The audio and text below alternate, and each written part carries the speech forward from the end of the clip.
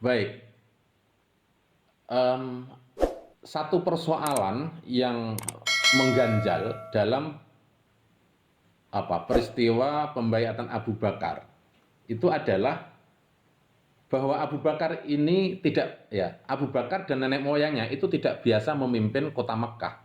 Jadi kalau kita kembali ke belakang, qoblal bi'tsah, al-Makkah qabla bi'tsatir Rasul, Mekkah sebelum Rasulullah diutus sebagai Rasul, sebagai utusan Allah, bahwa di Mekkah itu secara hukum tata negara itu sudah tertata rapi, sudah tertata rapi. Dan penguasa Mekkah itu ya adalah kalangan Banu Abdus Syam, Bani Abdus Syam.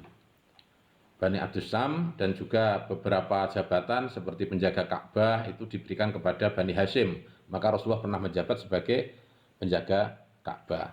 Nah, ketika mendengar Abu Bakar dibaiat mengganti kepemimpinan Rasulullah ini, yang kebakaran jenggot itu adalah keturunan Bani Abdus Syam, terutama adalah Abu Sufyan bin Harb.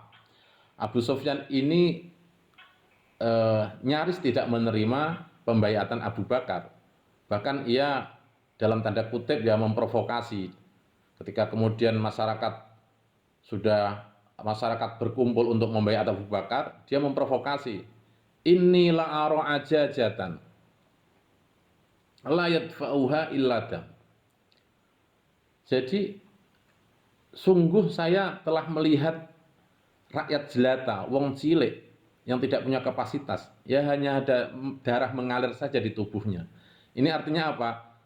Orang-orang yang kumpul itu ya di situ tidak ada sahabat-sahabat besar gitu ya, kecuali yang memang rajin untuk melakukan persuasi menerima pembaiatan Abu Bakar adalah Sayyidina Umar. Tetapi orang-orang besar dari keturunan Abdul Manaf, dari Bani Hashim maupun Bani Abdus Syam itu tidak nampak di situ. Maka Abu Sufyan ini berbicara keras, berpidato keras di tengah-tengah masyarakat umum yang telah membaiat Abu Bakar, mengatakan begini. Ya ala Abdi Manaf, wahai keturunan Abdi Manaf. Jadi Abdi Manaf ini kan memiliki putra ya, yaitu Abdus Syam. Abdus Syam itu punya anak namanya Umayyah, Umayyah punya anak namanya Harb, Harb punya anak namanya Abu Sufyan. Kemudian dari Abdi Manaf pula itu punya anak namanya Hashim, Hashim itu punya anak Abdul Muttalib. Dari Abdul Muttalib itu kemudian punya putra Abdullah, Abu Thalib dan Abbas. Dari Abdullah kemudian punya putra Kanjeng Nabi Muhammad. Dari Abu Thalib punya putra Sayyidina Ali, dan Abdul Muttalib itu punya Sayyidina Abbas itu ya, punya putra Sayyidina Abbas, paman Nabi atau paman Sayyidina Ali. Maka untuk menyatukan visi ini ya dalam tanda kutip mungkin semacam provokasi, Abu Sufyan itu mengatakan, wahai keturunan Abdul Manaf, nah, bukan keturunan Bani Abdus Syam atau Bani Hashim, tapi ini naik di atas satu tingkat, yaitu keturunan Abdul Manaf. Wahai seluruh keturunan Abdul Manaf, apakah Abu Bakar itu memang dari golonganmu, dari kelompokmu lah, kira-kira begitu. Sebetulnya siapa sih yang lemah? Sebetulnya siapa sih yang hina gitu. Dia panggil, wahai Ali, ya Ali, wahai Abbas. Ini merupakan persoalan pelik ini. Ini persoalan pelik katanya.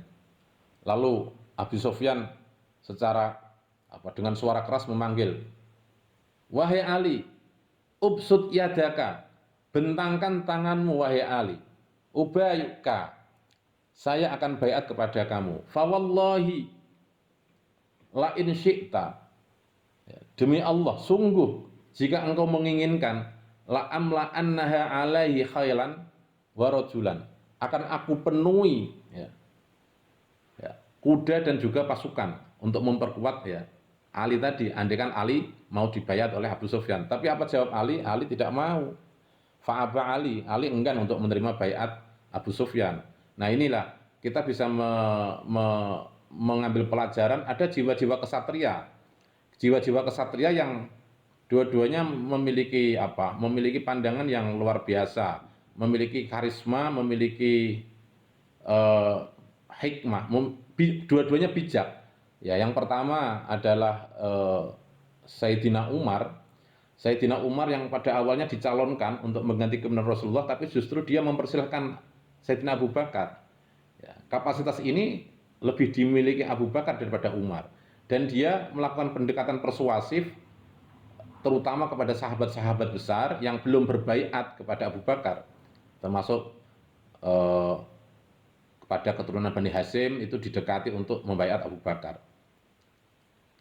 Dan juga Sayyidina Ali ini meskipun terlambat berbaiat, tetapi ketika kemudian ada provokasi dari Abu Sufyan untuk membaiat dirinya, Ali pun enggan menerima baiatnya. Kenapa? Itu satu, bahwa stabilitas itu lebih penting daripada emosi begitu ya, daripada keinginan pribadi. Kalau keinginan pribadi ya, misalnya kita lihat kalau keinginan pribadi mungkin ketika Sayyidina Umar dicalonkan oleh Abu Bakar untuk mengganti kepemimpinan Rasulullah, ya, kalau itu keinginan pribadi atau hawa nafsu akan oke-oke saja, tapi itu kan tidak dilakukan. Inilah jiwa kesatria begitu ya. Dia tahu makomnya, tahu posisinya. Demikian juga Sayyidina Ali. Sayyidina Ali ini ketika ditawari bahwa Abu Sufyan akan membaiatnya dan akan didatangkan pasukan berkuda ya untuk memenuhi gitu ya, untuk membackingnya, Sayyidina Ali pun enggan menerima baiatnya. Jadi sahabat-sahabat besar, jiwa kesatrianya ini luar biasa, bahwa stabilitas nasional, stabilitas Madinah pasca wafatnya Rasulullah itu lebih dipertahankan. Dan kita harus ingat bahwa Rasulullah itu mempersatukan Muhajirin dan Ansor dan suku-suku di Madinah itu usaha keras begitu ya. Yang kita ingat itu pernah dalam peristiwa Piagam Madinah ditulis gitu ya. Bahwa karakter masyarakat Arab pada umumnya dalam proses dakwah Rasul, baik di Mekah maupun di Madinah, itu mereka karakternya adalah berkabilah, kesukuan gitu ya. Fanatisme kesukuannya sangat tinggi. Nah, Rasulullah itu melalui bendera tauhid, yaitu Islam sebagai agama, itu membuat identitas baru, yaitu identitas umat Islam, yaitu satu identitas umat begitu ya, yang lintas suku, lintas keturunan, ya, lintas geografis, semuanya disatukan. Nah, ketika Rasulullah wafat, maka penyakit-penyakit lama kesukuan itu kan mulai muncul.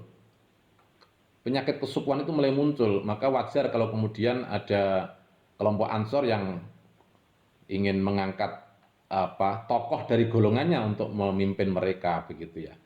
Katanya minna amirun, kami orang Ansor mengangkat memimpin, wa minkum, dan silakan kamu dari orang Muhajirin juga amirun mengangkat pemimpin. Nah, seperti yang saya jelaskan tadi. Yang perlu digarisbawahi pula bahwa kalau dalam konteks pengganti kepemimpinan Rasulullah pasca wafatnya, yaitu dalam proses pembaiatan Abu Bakar ini, menjadi jelas bahwa kajian mengenai khilafah begitu ya. Kajian mengenai khilafah itu tidak perlu dibuat ta'abudi, karena khilafah itu bukan wilayah. Khilafah dalam artian apa ya? Khilafah dalam artian konsep yang selama ini diperdebatkan itu bukan wilayah ibadah. Ya.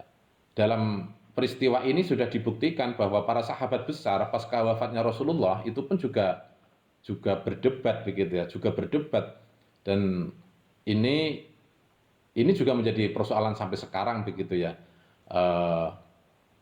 Di awal saja sudah ada berbagai macam gitu ya, kelompok Ansor dan juga kelompok-kelompok Bani Hashim dan juga Bani Abdissam yang awalnya itu tidak sepakat dengan pembaiatan Abu Bakar, akhirnya pun juga membaiat Abu Bakar karena jiwa kesatria mereka. Namun benih-benih untuk konfrontasi itu ada gitu ya, konfrontasi ada. Yang kemudian di belakang hari ini menjadi pelik ketika ada kelompok-kelompok, terutama dari kelompok orang-orang yang di luar Jazirah Arab ya, terutama Persia, itu yang menginginkan ya Sayyidina Ali, maka muncul kelompok Syiah itu, kelompok Syiah.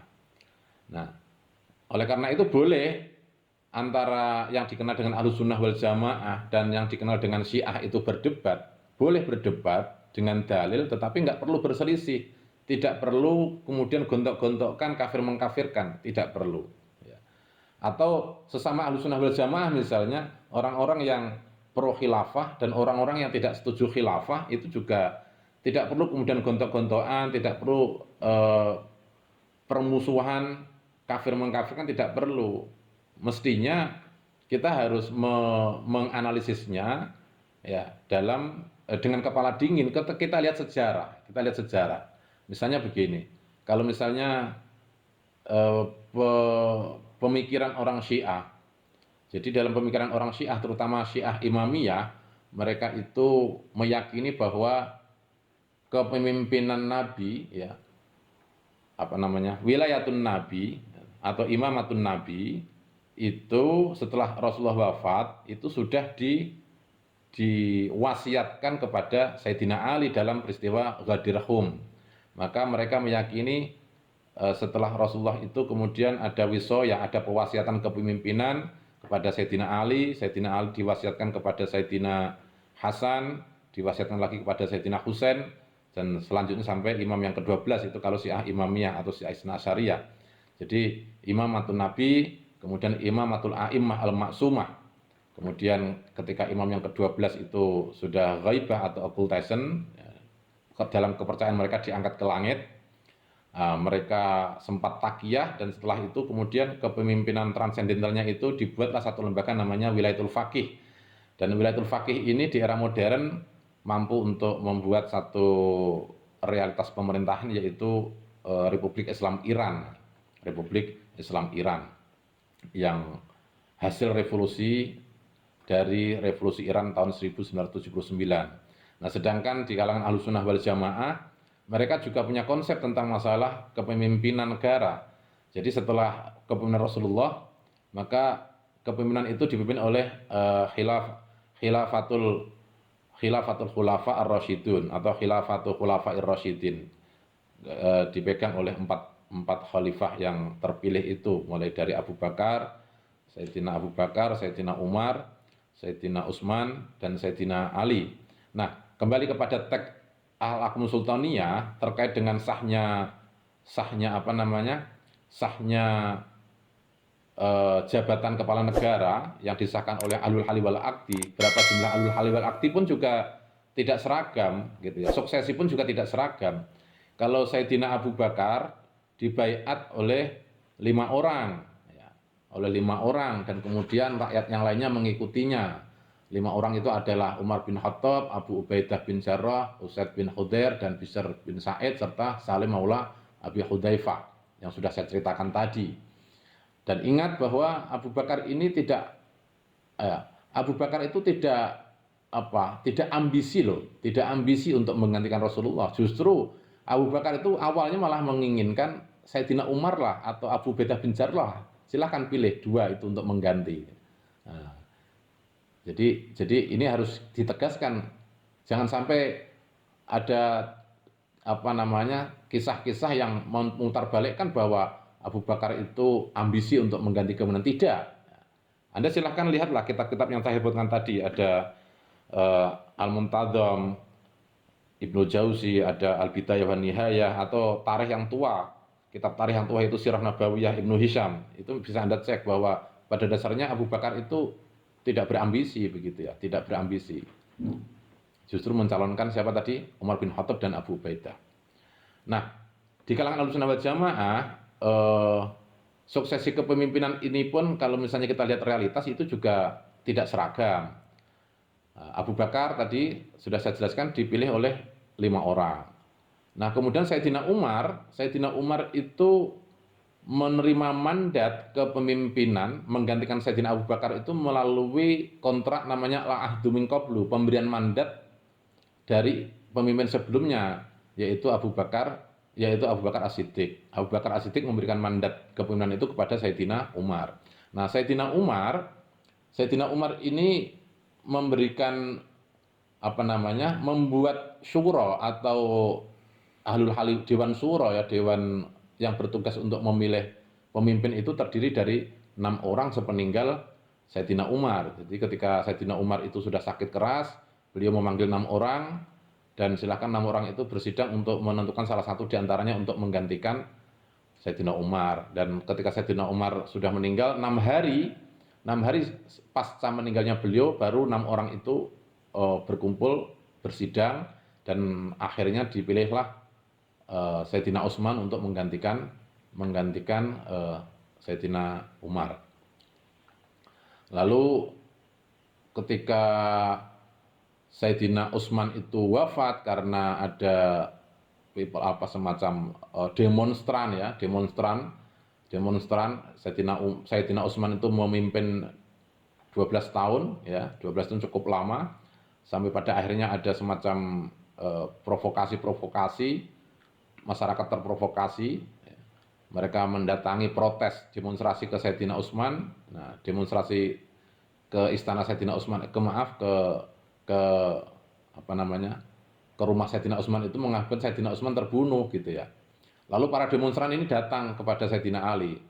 Wahai Ali, kami sudah melihat bahwa Sayyidina Utsman itu meninggal dunia, maka kami akan membaiat kamu katanya. Apa kata Sayyidina Ali? Aina kibarukum. Mana sahabat besar-besar? Kowe wong cilik kabeh, sahabat kecil kabeh. Demonstrasi. Marah Sayyidina Ali. Aina kibarukum, mana penggede-penggedemu katanya. Sayyidina Ali pun juga tidak menerima pembaiatan para demonstran itu. Sampai pada akhirnya karena gelisah, Sayyidina Abbas itu gelisah. Ini harus ada cepat diputuskan siapa yang menggantikan Sayyidina Utsman. Maka dengan inisiatif Sayyidina Abbas, ya, Sayyidina Abbas membaiat Sayyidina Ali, ya, ubayyika, wahai Ali, saya membaiat kamu. Ya, kemudian masyarakat yang lain itu membaiatnya, mengikuti baiatnya Sayyidina Abbas. Artinya jumlahnya cuma 1 orang. Jadi di era Khulafaur Rasyidin ini saja tentang teknis suksesi itu juga berbeda-beda. Oleh karena itu sistem khilafah itu Sistem khilafah itu tidak ya, bolehlah sistem khilafah itu bolehlah orang berkhilafah, tapi khilafah yang mana? Khilafah itu satu suksesi saja mengganti kepemimpinan Rasulullah. Dan ingat bahwa yang diganti itu adalah kepemimpinan dalam kapasitas sebagai kepala negara saja. Sedangkan kepemimpinan dalam kapasitas sebagai kepala agama itu nggak ada yang menggantikan karena Rasulullah itu adalah nabi terakhir. Ya. Rasulullah itu sebagai kepala agama, sebagai nabi dan juga kepala negara. Nah, sebagai khalifatur Rasulillah, pengganti kepemimpinan Rasulullah itu dibilang ke negara saja, dibilang kenegaraan saja. Nah, sistem khilafah yang mana kalau kemudian Anda katakan atau kita mengatakan bahwa khilafah itu adalah sistem yang profetik, sistem yang kenabian gitu ya. Ternyata bukan gitu ya. Tidak ada. Ahlussunnah wal Jamaah tadi saya ingat tegaskan sekali bahwa dia rentetan suksesi itu ya setelah Rasulullah wafat maka yang diikuti adalah khilafah al-khulafa ar-rasyidun, kepemimpinan para khalifah yang 4. Setelah itu mengikuti Ahlussunnah wal Jamaah, mengikuti mayoritas yaitu kekhilafahan Umayyah. Kekhilafahan Umayyah. Kenapa kok khilafan Umayyah? Ini sudah berwujud dinasti. Kekhilafan Umayyah itu sudah berwujud dinasti. Jadi ingin kembali kepada hegemoni tadi, Bani Abdus Syam. Bani Abdus Syam yang tadi saya ceritakan tentang Abu Sufyan. Bani Abdus Syam itu punya anak Umayyah, Umayyah punya anak Harb, Harb punya anak Abu Sufyan. Nah, dinasti Umayyah yang didirikan oleh Muawiyah bin Abi Sufyan punya anak namanya Muawiyah. Muawiyah bin Abi Sufyan ini mendapatkan mandat mendapatkan pengakuan dari Hasan bin Ali, maka yang dikenal dengan Amul Jamaah. Nah, disitulah kemudian kepemimpinan itu satu komando di dalam kepemimpinan Muawiyah. Muawiyah pun juga membuat dinasti itu dengan dinasti Umayyah. Setelah dinasti Umayyah ada dinasti Abbasiyah dan seterusnya sampai dinasti Utsmaniyah, sampai pada akhirnya kekhilafahan atau sistem kekuasaan yang diikuti Ahlussunnah wal Jamaah ini terhapus. Ya, tahun 1924 di mana lembaga institusi khilafah itu dihapus oleh Kemal Atatürk, dan kemudian dunia Ahlussunnah wal Jamaah, negeri-negeri yang di situ bermadzhab pada Ahlussunnah wal Jamaah itu mengikuti cara bernegara model nation state sampai sekarang ini.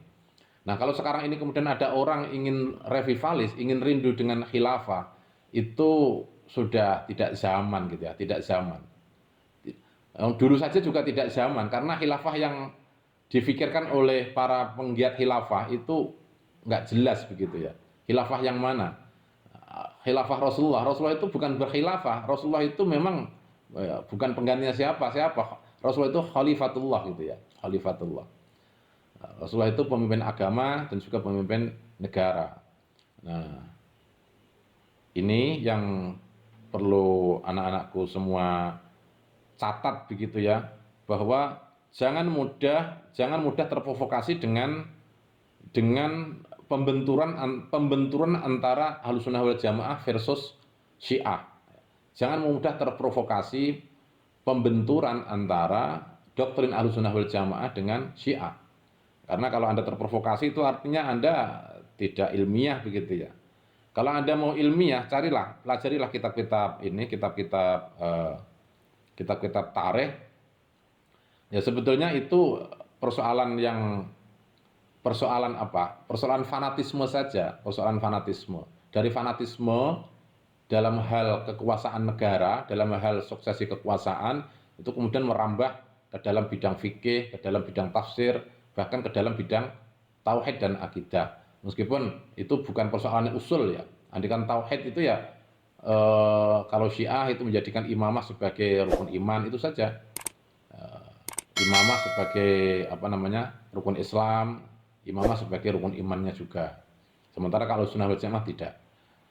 Baik, kawan-kawan semua, para pengkaji Ahkamus Sultaniyah tentang hukum tata negara ini, kita nanti akan melanjutkan kepada bab berikutnya, ya masih tentang bab 1, itu tentang masalah bagaimana ahlul halli wal aqdi dalam memilih kepala negara.